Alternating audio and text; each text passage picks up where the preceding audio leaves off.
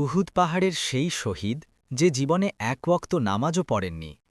কল্পনা করুন তো, একজন মানুষ সারা জীবন মূর্তি পূজা বা কুফরে লিপ্ত ছিলেন। তিনি কোনো দিন মসজিদে যাননি, কোনো দিন সেজদা দেননি, এমনকি সুবহানাল্লাহ বলার সুযোগও পাননি। অথচ মৃত্যুর পর স্বয়ং বিশ্বনবী সাল্লাল্লাহু আলাইহি ওয়া আলিহি ওয়াসাল্লাম তাকে দেখে মুচকি হাসলেন এবং জান্নাতের সুসংবাদ দিলেন। কে এই ব্যক্তি, আর কি ছিল তার সেই গোপন আমল? পাহাড়ের সেই রাখাল এবং ইসলামের আলো। ঘটনাটি উহুদ যুদ্ধের, যখন রণক্ষেত্রে তলোয়ারের ঝনঝনানি আর বারুদের মতো তপ্ত রোদে যুদ্ধ চলছে। আরবের এক কৃষ্ণাঙ্গ রাখাল, নাম তার আসওয়াদ আল রাই। তিনি খাইবার এলাকার এক ইহুদির ছাগল চড়াতেন। যুদ্ধের ময়দানের পাশ দিয়ে যাওয়ার সময় তার মনে কৌতূহল জাগল, কে এই ব্যক্তি যার জন্য মানুষ জীবন দিতে দ্বিধা করছে না? তিনি সোজা চলে গেলেন রসূলুল্লাহ সাল্লাল্লাহু আলাইহি ওয়া আলিহি ওয়াসাল্লামের কাছে। কাঁপা কাঁপা কণ্ঠে জিজ্ঞেস করলেন, আপনি কিসের দাওয়াত দেন? নবীজি সাল্লাল্লাহু আলাইহি ওয়া আলিহি ওয়াসাল্লাম তাকে পরম মমতায় ইসলামের সৌন্দর্য বুঝিয়ে বললেন। মুহূর্তেই আসওয়াদের হৃদয়ে ঈমানের আলো জ্বলে উঠল। তিনি সেখানেই কালিমা পড়ে মুসলিম হয়ে গেলেন। ঈমানের পরীক্ষা ও একটি কঠিন প্রশ্ন।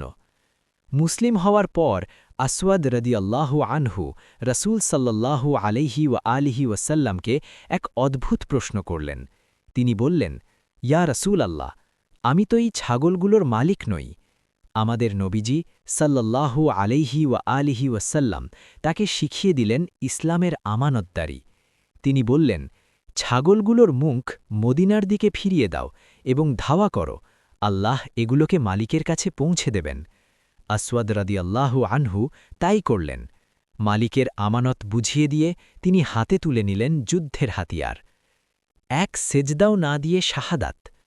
যুদ্ধের ময়দানে ঝাঁপিয়ে পড়লেন এই নবমুসলিম সাহাবী। কিছুক্ষণ পরেই শত্রুর আঘাতে তিনি মাটিতে লুটিয়ে পড়লেন। শাহাদাত বরণ করলেন আসওয়াদ রাদিয়াল্লাহু আনহু।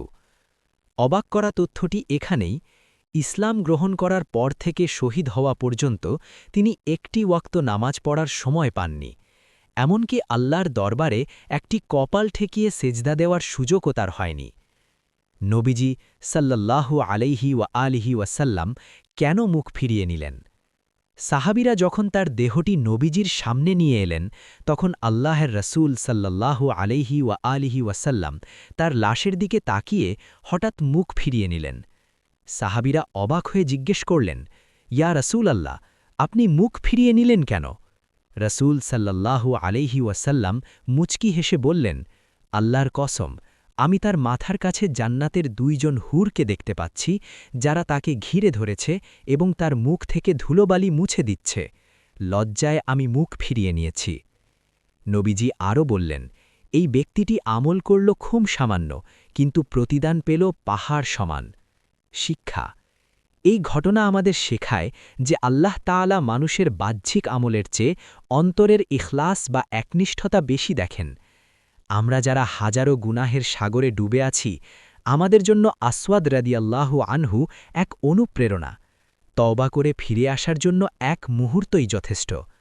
সুবহানাল্লাহ। ঘটনাটি আপনার ভালো লাগলে শেয়ার করে অন্যদের জানার সুযোগ করে দিন। আপনার একটি শেয়ার হয়তো কারো ঈমান জাগিয়ে তুলতে পারে।